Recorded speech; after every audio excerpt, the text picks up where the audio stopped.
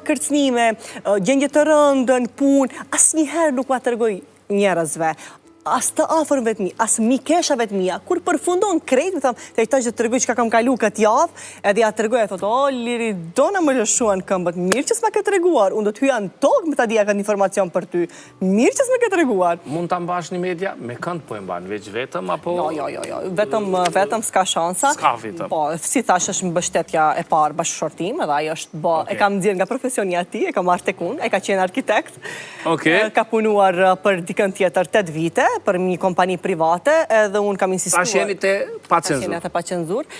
Punon këshu tek tuk nga një plan, nëse dikush për shembull shumë insiston, por unë e refuzoj. Thëm, jo, mos merr plane, më duhesh mua, patjetër. Ke punëtor, ke staf, sa veta jeni? Po t'i them se do të dëshprohesh. Ju ishi këtu 200, se e pyta, ose ma shumë? Jo, për na jemi në televizion 24 orë, dhe më thonë është që është tjetër. S'ka lidhje. Tek nes po flasim për numre, janë shumë pak, shumë pak. Mund të mbash vetën financiarisht? Si është çështja e financave? Financiarisht, do me thonë... Përmes sponsorave, nuk ka asnjë lloj të hyre tjetër për gazetarinë. Më thonë, unë si medium në Maqedoni, si portal, 0 kam të hyrat nga shteti. 0. Unë s'kam asnjë, hiq, 0. Si me? As me klikime, as me asgjë. Si mi marë, ose duhet të korruptohem nga politika, ose duhet bëj reklama. Falë Zotit madh, une jam në botën e influencing.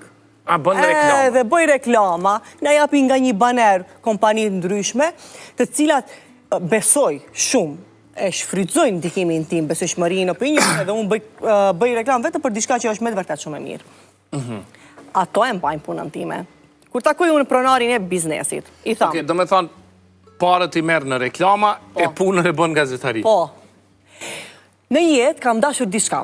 Për shembull, para 7-8 viteve, si ëndër e kam pas. Thoja, të ketë mundësi dikush ta finansoj gazetarin time, që t'jeshe pavarur. Jo, që të mos kem problem, në deri këtu e kisha atë qëllimin, mos kem problem për benzinën. Për shumë të shkoj të më thire dikush Kumanov, se të topë më konovë janë largë, se ka një rast, unë mos e baj gajle, a kam benzin, a kam të blej një gjevrek, a duhet a pi një kafe, ta qera sa personin që ka arë pale një kafe, mos kem probleme financiare tim ta e kisha benzinën, pik pagesat, ti pagoj, probleme tilat mos kem. Ëndra ime ka qenë.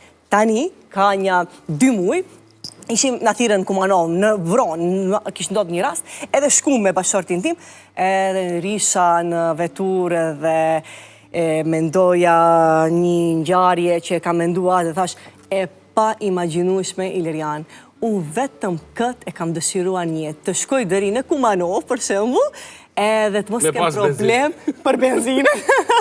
Falë Zotit është arrit, po krejt është për shkak të sponsorëve të cilët bëjnë reklam si Liridona Vejseli. Nuk e pëlqejnë shumë, kur i tham unë, se ta vëndoj banerin pa cenzur, thot, a besa ty bëjsh edhe lajme të vështira, dhe di tranda pastaj, ato mendojnë se unë ta sponsoroj ty lajmin, se e keq kuptojnë, për shumë banerin, e mendojnë se është pjesë e lajmin. E lidhin njerëzit, do me thonë. Thot, për shumë dhe një kompani, thot, a mund vetëm të lajmet e mira, ta nxjerrë i banerin, jo,